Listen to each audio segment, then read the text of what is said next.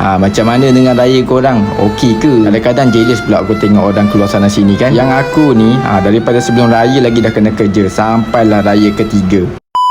Hari yang dinantikan, raya keempat, dapat juga aku naik boat guys.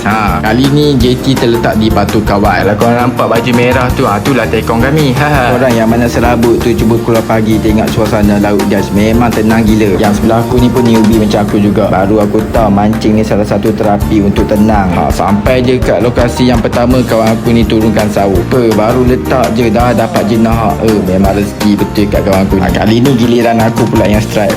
Betul-betul mantap. Lepas tu tak dan 5 minit dah dapat lagi sekong. Memang puas hati. Okey, bila tak ada sambaran, tekong terus tukar pergi spot yang lain pula. Sampai dekat spot yang baru, kawan aku dah naik ikan tanda. Lepas tu duk tak duk, aku pula dapat siakap guys. Memang betul-betul pengalaman untuk aku hari ni.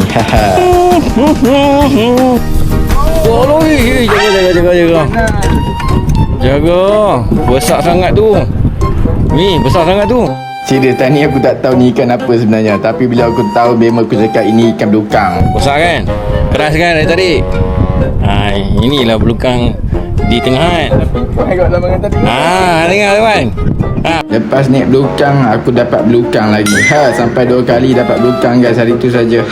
So, inilah hasil tangkapan untuk hari ni. Okey lah, buat aku yang pertama kali naik boat ni, bagi aku best lah sebenarnya. Lepas puas ambil gambar dengan ikan, kami pun beransur pulang. Kalau ikutkan hati ni, nak mancing sampai malam tau. Tapi nak buat macam mana, udang dah habis. Trip pun sampai petang je.